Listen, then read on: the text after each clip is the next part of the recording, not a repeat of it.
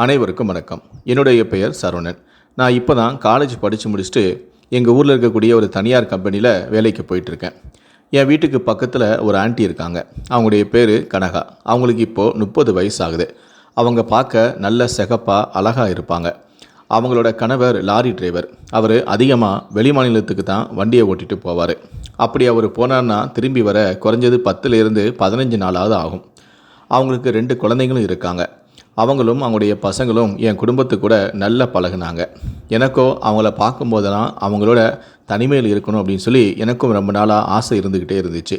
இருந்தாலும் என்னுடைய ஆசையை வெளிக்காட்டாமல் அதை கட்டுப்படுத்திக்கிட்டு அவங்க கூட ஜாலியாக பேசி பழகிட்டும் இருந்தேன். அவங்க கேட்கக்கூடிய எல்லா உதவிகளையும் செஞ்சுக்கிட்டு இருந்தேன். இப்படி இருக்கும்போது ஒரு நாள் மதியம் 3 மணிக்கு எனக்கு உடம்பு சரியில்லைன்னு சொல்லிவிட்டு நான் கம்பெனியில் லீவு கேட்டுட்டு வீட்டுக்கு வந்தேன். எப்போவுமே பக்கத்து வீட்டு ஆண்டி வீட்டு கதவை சாத்தியே தான் வச்சுருப்பாங்க. ஆனால் அன்னைக்கு நான் பெர்மிஷன் கேட்டுட்டு வீட்டுக்கு வரும்போது அந்த வீட்டோட கதவு ஓப்பனாக இருந்துச்சு, திறந்தே இருந்துச்சு.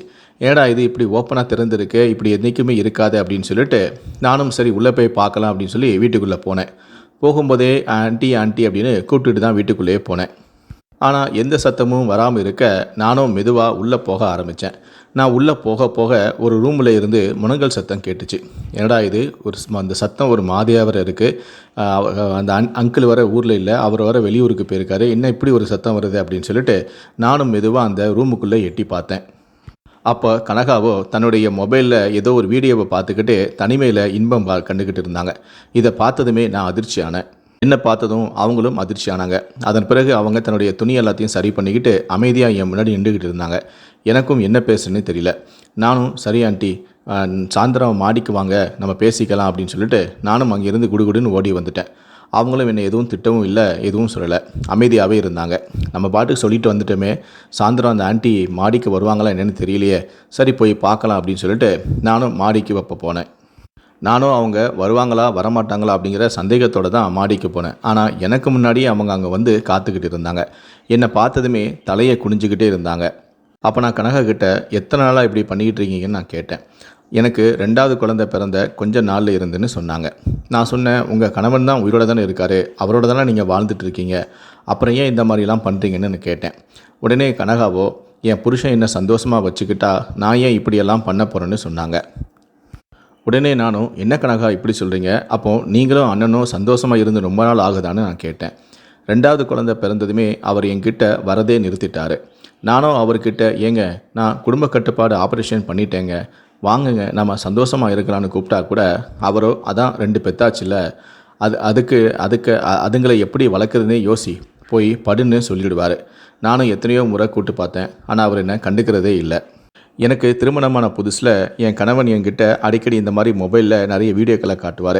அதில் இந்த மாதிரி பெண்கள், கணவனை பிரிந்த பெண்கள் கூட இப்படிலாம் பண்ணுவாங்க அப்படின்னு சொல்லி சில வீடியோக்களையும் காட்டியிருக்காரு. இப்போ என் கணவன் என்னை கண்டுக்கிறதுனால நான் அந்த வீடியோவில் பார்த்த மாதிரி இப்போ நான் செஞ்சுக்கிட்டு இருக்கேன். அதை தான் நீ என்னை பார்த்துட்ட, நான் உன்கிட்ட கையும் களவுமாக மாட்டிக்கிட்டேன் அப்படின்னு சொல்லி இதெல்லாமே தலையை குனிஞ்சுக்க மாதிரியே சொன்னாங்க. அப்போ நான் கனகா கிட்ட, கனகா நீ கேட்ட எல்லா உதவியுமே நான் பண்ணியிருக்கேன், இந்த உதவியும் என்கிட்ட நீ கேட்டிருக்கலாமே, உங்கள் மேலே எனக்கு எவ்வளோ நாள் ஆசை இருக்குது தெரியுமா, நீங்கள் சொல்லியிருந்தா நான் உங்கள் ஆசையை நிறைவேற்றிருப்பேனே அப்படின்னு சொன்னேன். உங்களுக்கு ஓகேன்னா சொல்லுங்கள், நாம் யாருக்கும் தெரியாமல் சந்தோஷமாக இருக்கலான்னு நான் சொன்னேன். உடனே அவங்க ஷாக் ஆகி என்னை அப்படி பார்த்துக்கிட்டே இருந்தாங்க. அதன் பிறகு நான் யோசிச்சு சொல்கிறேன் அப்படின்னு சொல்லிட்டு கடகடன்னு கீழே போயிட்டாங்க. நானும் சரி, இவ்வளோ நாளாக மனசுக்குள்ளே இருந்ததை இன்றைக்கி தைரியமாக சொல்லிட்டோம். அவங்களுக்கும் உடல் தேவை இருக்குது, கண்டிப்பாக கனகாவுக்கு உடல் தேவை இருந்துச்சுன்னா என்னை கண்டிப்பாக அவங்களே வந்து அணுகுவாங்க, அது வரைக்கும் நம்ம கொஞ்சம் பொறுமையாகவே இருப்போம் அப்படின்னு சொல்லிட்டு இந்த சந்தோஷம் கொண்டாடணும் அப்படின்னு சொல்லிட்டு நேராக பாருக்கு போய் குடிச்சிட்டு கொஞ்சம் சரக்கு சைடிஷ் எல்லாத்தையும் வாங்கிட்டு வந்தேன். நைட்டு பொறுமையாக ஜாலியாக குடிக்கலாமே அப்படின்னு சொல்லிட்டு. அப்புறம் நைட்டு வீட்டுக்கு வந்ததுமே கொஞ்சம் குளித்தேன், கொஞ்சம் ரெஃப்ரெஷ் ஆகிட்டு வெறும் டவுசர் பனியனை மட்டும் மாட்டிக்கிட்டு என் ரூமில் டிவி பார்த்துக்கிட்டு இருந்தேன். அப்போது கரெக்டாக இரவு ஒரு 10 மணிக்கு எனக்கு ஒரு ஃபோன் வந்துச்சு. யாரடா திடீர்னு இந்த டைமில் ஃபோன் பண்ணுறாங்களே அப்படின்னு சொல்லி ஃபோனை எடுத்து பார்த்தா அங்கே கனகா. என்ன கனகா இந்த நேரத்தில் நீங்கள் ஃபோன் பண்ணுறீங்க அப்படின்னு நான் கேட்டேன். இல்லை, சாயந்தரம் வந்து ஒரு விஷயம் சொன்னல, அது யோசித்து பார்த்தேன், எனக்கு ஓகே தான், இப்போ என் வீட்டுக்கு வரியா, நம்ம சந்தோஷமாக இருக்கலாம் அப்படின்னு சொன்னாங்க. எது இப்போவா? இப்போ தான் நான் வந்து ஜாலியாக இருக்கலாமே அப்படின்னு சொல்லிட்டு சரக்குலாம் வாங்கி வச்சுருக்கேன், சரக்கு அடிக்கணும்னு நினச்சிட்டு இருக்கேன். இப்போ நீங்கள் கூப்பிட்டீங்களே அப்படின்னு நான் சொன்னேன். பரவாயில்ல, நீ சரக்கு எடுத்துகிட்டு என் வீட்டுக்கு வா, என் சரக்கு அடிச்சுட்டு என் கூட சந்தோஷமாயிரு அப்படின்னு சொன்னாங்க. நானும் சரி அப்படின்னு சொல்லிட்டு வீட்டில் என் ஃப்ரெண்டோட வீட்டுக்கு போகிறேன். நான் காலையில் தான் வருவேன், நைட்டு வரமாட்டேன் அப்படின்னு சொல்லிட்டு நைஸாக என்னுடைய வண்டியை எடுத்துகிட்டு என் ஃப்ரெண்டு வீட்டுக்கு போகிற மாதிரி கிளம்பி கொஞ்சம் தூரமாக போய் என் வண்டியை மறைவான ஒரு இடத்துல நிப்பாட்டிட்டு நைஸாக வீட்டுக்கு திரும்ப வந்து கனகாவுடைய வீட்டுக்குள்ளே பூந்துட்டேன். நானும் வருவேன்னு அவளோ நைஸாக வீட்டு வாசல் கதவை திறந்து இருந்தா. நான் உள்ளே போனதுமே பார்த்தேன், அவள் புது சேலை தான் கட்டிக்கிட்டு இருந்தா. நான் உள்ளே போனதுமே அவள் நைஸாக வெளியே வந்து யாராவது பார்த்துட்டாங்களோ அப்படின்னு சொல்லி பார்த்துட்டு கதவை டக்குன்னு லாக் பண்ணிட்டா. அதன் பிறகு அவள் வீட்டுக்குள்ளே போனேன். அவள் வீட்டில் 2 ரூம் இருக்குது. ஒரு ரூமில் அவருடைய குழந்தைங்க தூங்குவாங்க, இன்னொரு ரூமில் தான் கனகாவும் அவருடைய கணவனும் தூங்குவாங்க. இப்போ நானும் கனகாவும் ஜாலியாக இருக்க போகிறதால அவங்க குழந்தைங்க தூங்கிட்டு இருக்க கதவை வந்து லாக் பண்ணிட்டாங்க. என்ன இன்னொரு ரூமுக்கு அவங்க கூட்டிகிட்டு போனாங்க.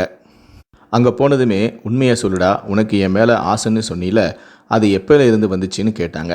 நானும் சரக்கை ஊற்றிக்கிட்டே குடிச்சிக்கிட்டே சொன்னேன், இல்லை கனகா, உண்மையாக நீங்கள் 2 குழந்தைங்க பெற்றாலும் கூட நீங்கள் பார்க்க ரொம்ப அழகாக தான் இருக்கீங்க, இன்னும் நீங்கள் ரொம்ப இளமையாகவும் அழகாக தான் இருக்கீங்க, உங்கள் மேலே எனக்கு வந்ததுலேருந்தே ஆசை அப்படின்னு நான் சொன்னேன்.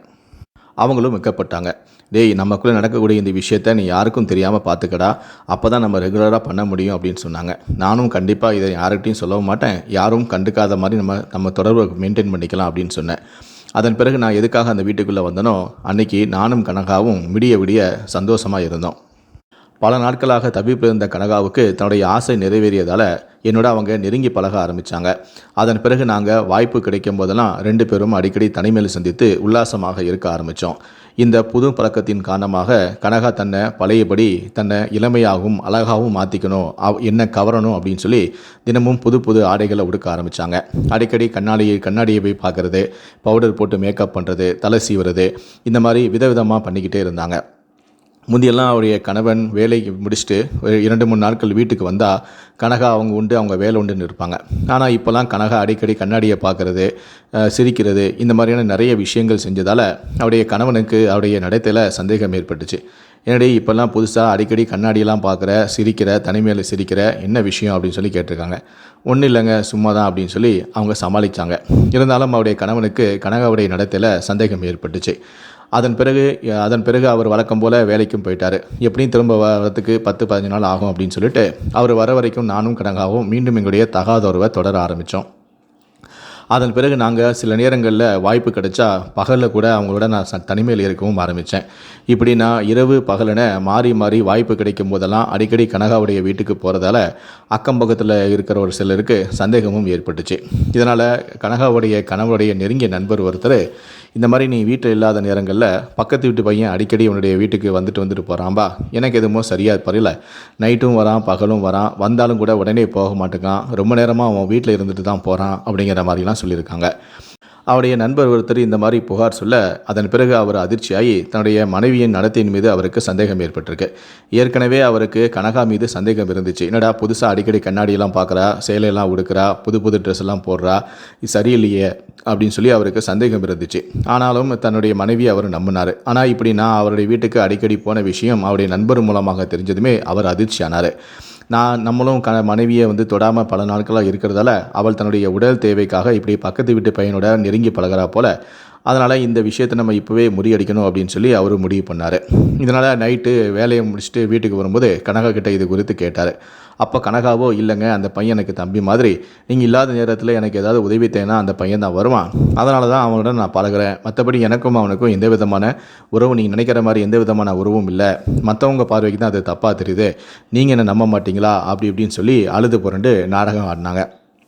இருந்தாலும் சரிடி, நீ சொல்கிறத நான் நம்புவேன், ஆனால் ஊருக்காரங்க நம்புவாங்களா, நிறைய பேர் பார்த்துட்டு இது சரியில்லையே அப்படின்னு சொல்லி எங்கிட்ட கம்ப்ளைண்ட் பண்ணுறாங்க, நமக்கும் பெண் குழந்தை வரை இருக்குது, நாளை பின்ன அதோட எதிர்காலத்தையும் நம்ம பார்க்கணும், நாம் இனி இங்கே இருக்க வேண்டாம், நம்ம இந்த வீட்டை காலி பண்ணிவிட்டு வேறு எங்கேயாவது போயிடலாம் அப்படின்னு சொன்னார்.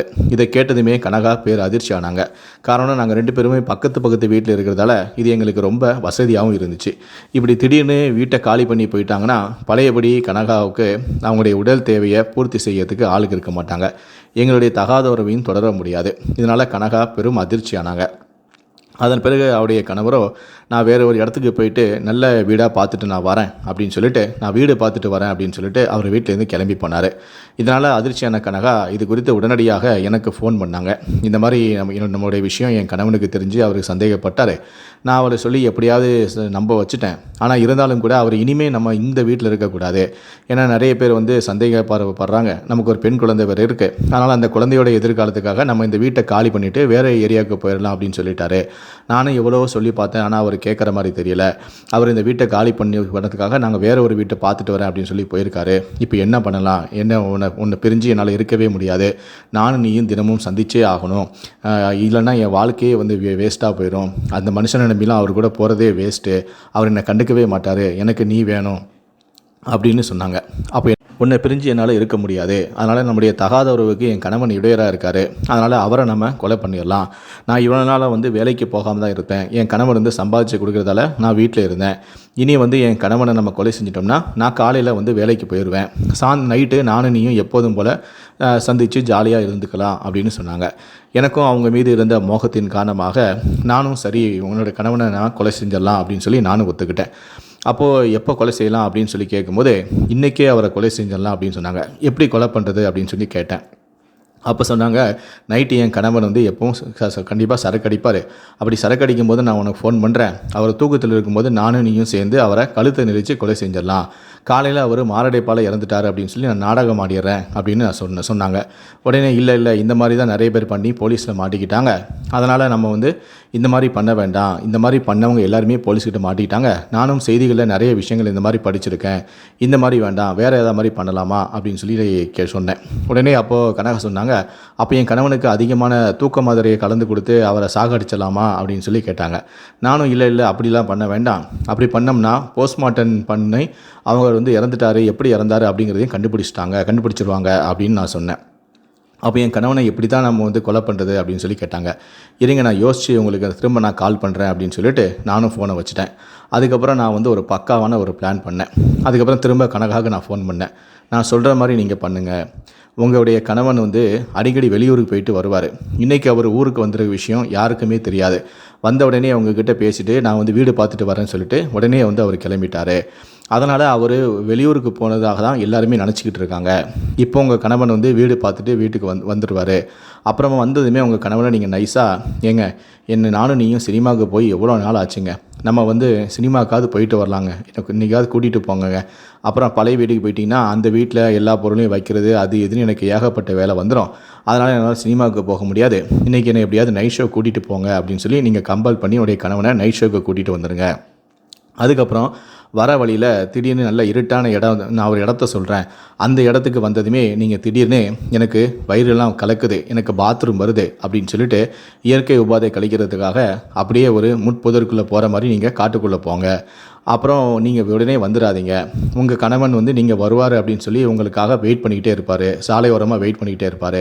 அப்போது நான் மறைவாக அவருக்கு பின்னாடியே வந்து இரும்பு கம்பியால் அவரை அடித்து கொலை செஞ்சிட்றேன். ஊருக்கு வெளியில் ஒரு பாலடைந்த ஒரு கிணறும் இருக்குது. அங்கே உங்கள் கணவனை அடித்து கொலை செஞ்சு உங்களுடைய கணவனை பாடியை கல்லை கட்டி அந்த கிணத்துல தூக்கி போட்டுடலாம். அதன் பிறகு நீங்கள் வீட்டுக்கு வந்துடுங்க. வழக்கம் போல் நீங்கள் உங்கள் அன்றாட வேலையை நீங்கள் செஞ்சுக்கிட்டே இருங்க. நானும் என்னுடைய அன்றாட வேலையை செஞ்சுக்கிட்டே இருக்கேன். உங்கள் கணவன் வெளியூருக்கு போனவர் இன்னும் வராத மாதிரி இருக்கட்டும். யாராவது உங்ககிட்ட கேட்டாங்கன்னா உங்கள் கணவன் வெளியூருக்கு தான் போயிருக்காரு அப்படின்னு சொல்லி நீங்களும் வந்து அதையே சொல்லுங்கள். எல்லோரும் நம்பிடுவாங்க. உங்கள் கணவன் வந்து இறந்துட்ட விஷயம் யாருக்கும் தெரியாது, நாமளும் மாட்ட மாட்டோம் அப்படின்னு நான் சொன்னேன். உடனே கனகாவுக்கு இது நல்ல யோசனையாக இருக்க, இதே மாதிரியே பண்ணிடலாம் அப்படின்னு சொன்னாங்க.